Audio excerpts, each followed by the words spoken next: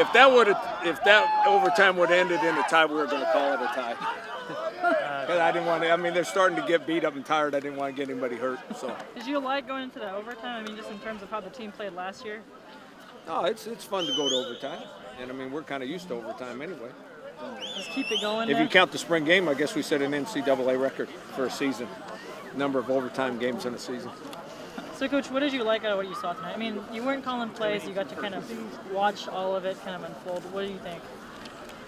I mean, it's a hot and cold deal. I mean, most of the scrimmage, I thought the defense kind of dominated things, and the turnovers on offense are concerning. But then when we got late in the game, the offense made some big plays and made it kind of exciting at the end. So both sides had a good day or a bad day, whichever way you want to look at it. Right, just that last play, for example. I mean, it was a fumble, but it was a good hit too. How do you take it? Like, you know, is it just defense making a good play? Well, the red team that was wearing white tonight, they won the scrimmage because of turnovers. And I mean, the defense scored twice on defense because of turnovers.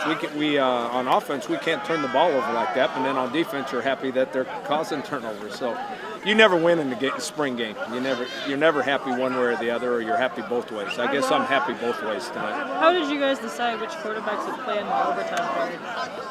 Coach Toledo decided. Yeah. They had a rotation going, if you notice.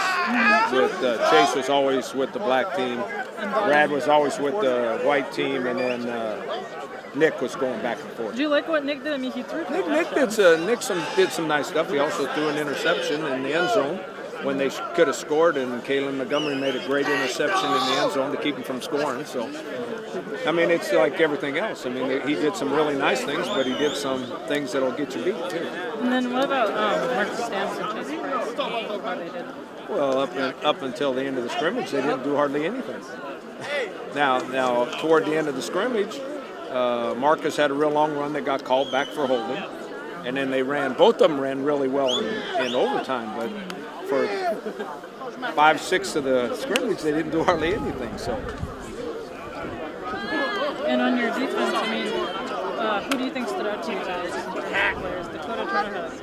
Dakota Turner had some nice plays. Fred Melifano had some really nice plays. I thought Billy Vaughn did some nice stuff. Caleb Montgomery did some nice things. That's just watching and kind of like a fan, seeing who's making plays. You mentioned how, playing under the lights and playing in front of a crowd would get them kind of riled up. Did you like what you saw? I think the best part of spring is that they came out every day and had some enthusiasm, played with some effort and some physicalness, and they did that again tonight. We just got to keep causing turnovers on defense and eliminate turnovers on offense. What questions do you think you guys answered in the spring? I mean, in terms of just position battles and position needs, what do you think you're comfortable with at this point? Safeties, how's that looking? I don't know if I'm comfortable. I think our corners are playing well. I mean, I thought we had 2 experienced corners. Now I think we've got probably 4 really good corners. I think Chase Price and Marcus Stamps look like they're going to fight it out in the fall for who's going to be in there with Pumphrey. I think that our starting quarterback is still Quinn Kaler, and it depends on the day of practice on who the backup is. So I don't think we've decided on who the backup quarterback is. I think you saw some receivers make some pretty nice catches today. Larry Clark, Jamon Hazley, and we only played Ezell in the first 2 series, so he didn't get much chance. But I think we've got good receivers. I think that's after losing 3 seniors, you would think you'd be nervous about it, and I think that our receivers are really good. They're going to be really good. And is Fred okay? I saw him limp off holding his leg. He's all right. Fred's all dramatic, you know that. He's all about everybody looking at him. But with the running backs, with the number 2 guy, you're kind of hoping for one of the bigger backs to take on that role.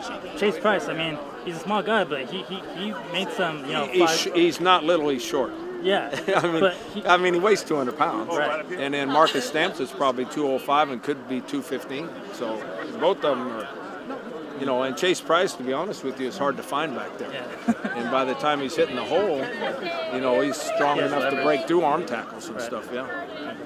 And the offensive line, I mean, I know you said I think we're still looking for a couple solid guys in the offensive line.